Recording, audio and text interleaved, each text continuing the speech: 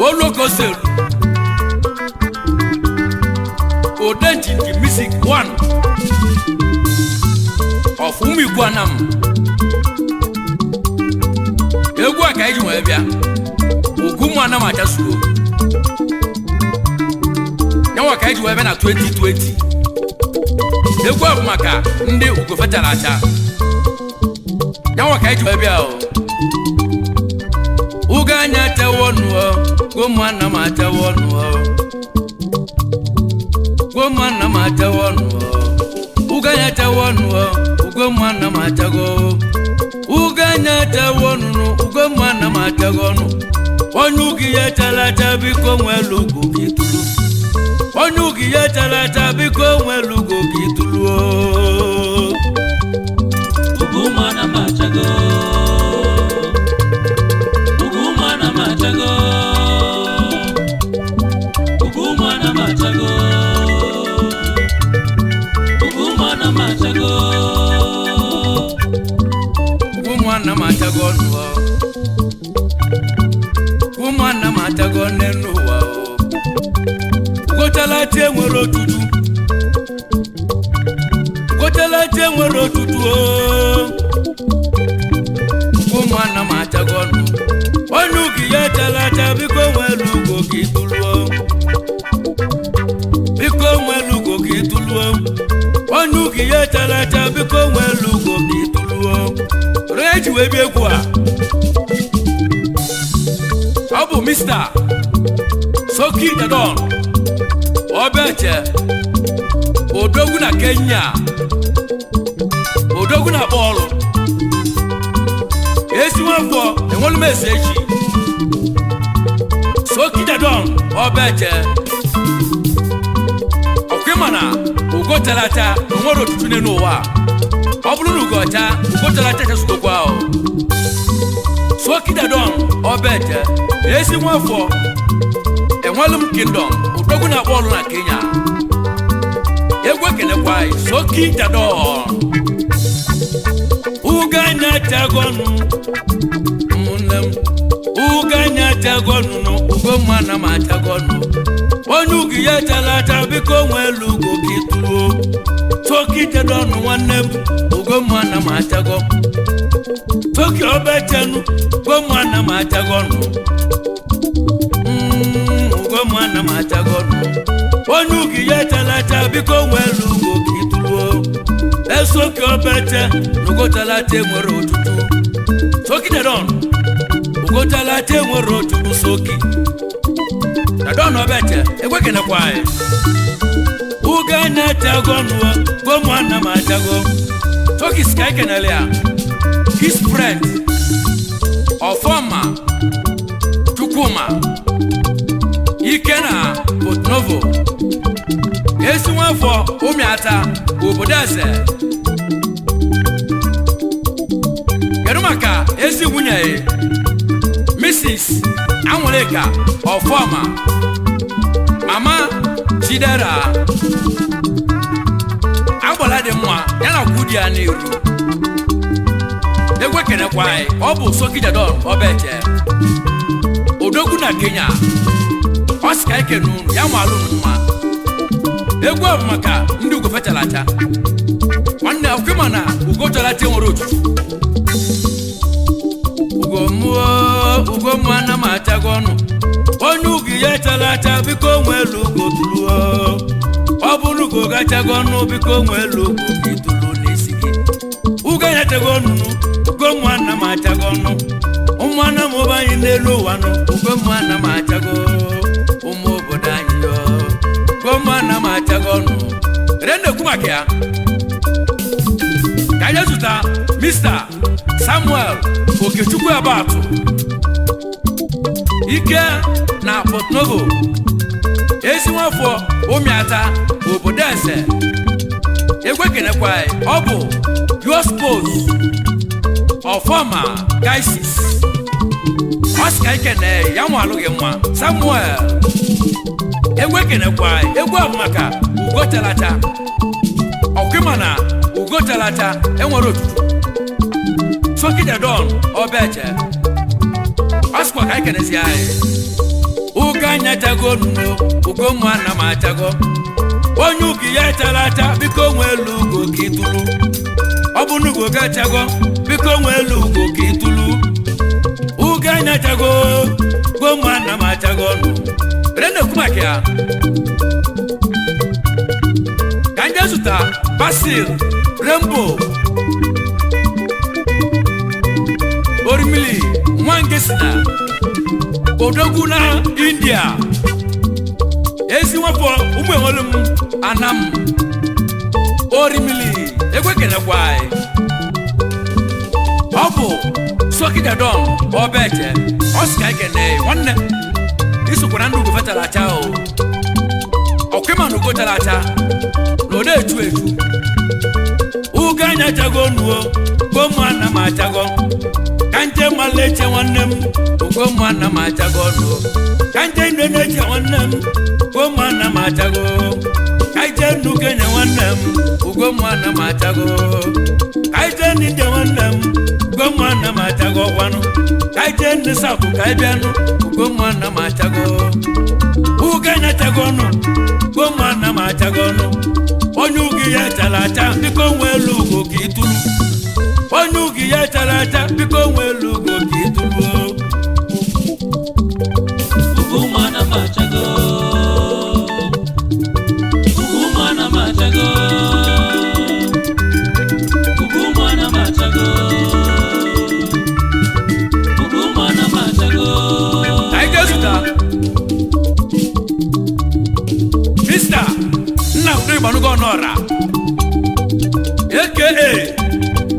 Igwe alati Transformer na enyoku Odogwu na Thailand Esi mwavwo Enwelumeze eshi Ike na Thailand Nnabdo Ibanugo Honora Igwe alati Egwe kene kwai Kedu maka Yours senior brother Nnaluo Ibanugo Iba kiba wa mama Ugebe naja Egwe kene kwai Egwe maka Ndugo fetalacha Obu Nnabdo Ibanugo Honora Igwe alati Alati Igbo Abia Oscar kene Egwe Hide Abia Hide Wayo Uganya chago nuno Ugomwana machago no Onyugi ya chalata biko nwelu kitulu Rene kumakia Kanja suta Esi wannemo da broko ya Ejike Honora Okafo Ene bu Achala eneto Osofia 1 Esi wafo Umikwanam Osofia Egwe kene kwai Odogwu na Lagos State Ejike Honoroka Nwanne Zolo Peso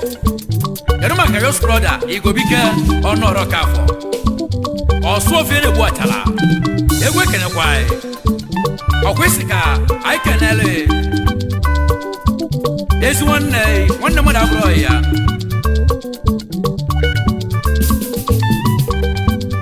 Amechi Odogala Obanigbo from Umikwanam Odogwu na Uganda Egwe kene bụ ya ọ bụ Osofia Oscar Ikene Echelin ya nwalu gị nwa Ike na Uganda Esi nwafọ Umikwanam meche Uganya chago nunu Gomwana machago Onyugi ya chalacha Nyamwelu ugo kotulu Onyugi ya chalacha biko nwelu ugo kitulu Uganya chago nunu Gomwana machago nunu Brende kumakia Kanja suta Mr. Emidon Emeka Merit Money Live in Lagos State Esi wafo Enugu State Oscar Ikene Ejike Okafo Osuofia Igbo Oscar Omale Mao merit money gomana machagonu onyugi ya jalata biko nwelu ugo kitulu gomana machago uganya chagonu gomana machagonu uganya chagonu gomana machagonu kadende kumakia kande suta Mr. Okechukwu Skidi esi won for ni tado monitor ade te go boy Oke Skidi was kai kene osofia ni bos kai kene e ne botala the Skidi man esi won for on the tado ikena Lagos State ya ma aloge ma uganya tagonu ko mwana ma tagonu onyugi ya talata biko nwelu go kitulu osofia ni bo wanne okwarugo ya chago osofia ene botala nkisisi rumi kwanam odoguna ocho di Lagos State ya mo aloge ma uganya chago ko mwana ma chago onyugi ya talata biko nwelu go kitulu rene kumakia kanje suta Mr. Chinedu Sunday Edu Big C esi wafo umiata opodese landlord na Opanam Delta State the Big C wanda yanwa aloge mao garumaka esi oyege Ikechukwu Edwin Ebatu igwe ego 1 Norometjanam landlord na Asaba Delta State igwe money yanwa aloge ma wanda kuru solandu kuru talachao gomwana machagonu ugenya chagonu gomwana machago ugumwana machago ugumwana machago ugumwana machago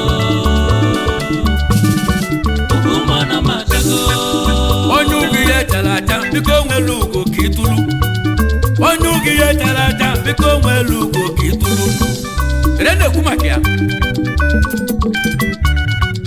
I just Mr. Ifeanyi Okechukwu ofodile ofona na India esi won for enwele message ofona landlord na Opanam Delta State ofona one eso ngogo akaji 40 ngogo kugosikwa yo okuma no ngogo ada koya ofona uganya tago ugomwana machago onyugi ya talata biko nwelu ugo kitulu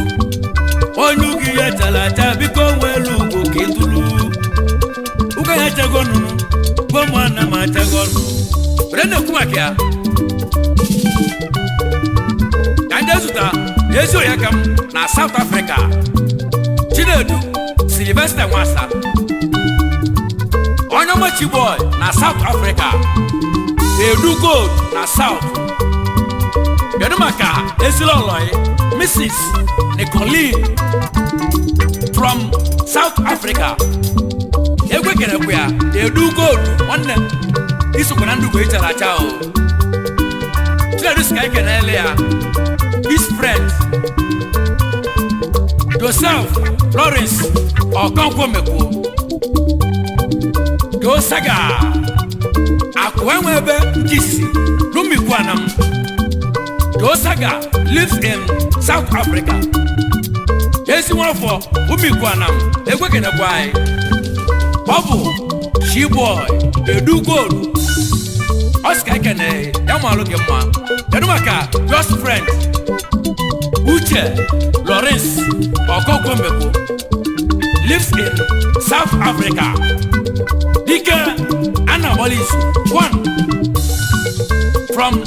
Umikwanam Egwe kenekwai wanne urusukwandu guru talachao ugo talacha de chukwetu uganya chagonu gomwana machagonu kerumaka Donatus Obeche Omekutelofumbo se quality Moji from Umuobanam Ikena South Africa wanne yama aloge mao onyo Ochi boy edugo sky ke no chanina ya malu no ma ugo talata ene tukwesu uganya chagonu gomwa na machagonu uganya chawonu gomwa na machago onugi ya talata biko nwelu ugo kitulunu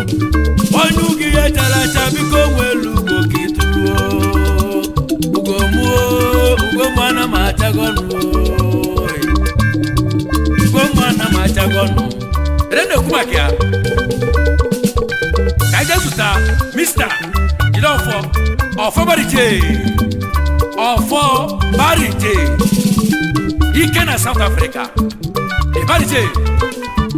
egwe kene kwai obu your friend edugo Oscar kene amaloge mma uganya chagonde nowa ugomwa na machagonu Onyugi ya chalacha biko nwelu ugo kitulu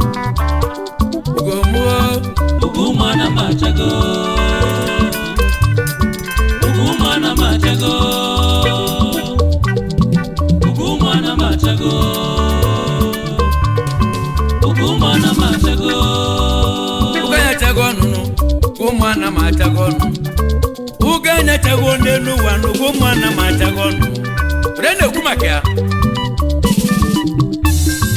Kanje suta esi wanne mo uderika odili okafo mwatinye lugo n'aka odogu na Dubai from umikwanam mwatinye lugo dime mwogo ebe afu kiseje mwatinye lugo n'aka okuma lugo talata na ode etu odogu na Dubai wanne egu maloge mwao uganya tago Gomwa na machagonu Onyugi ye talata biko nwelu ugo kitulu Oburugo ga chagonu biko nwelu ugo kitulu Umwana mobanye Gomwa na machagonu Rene kumakia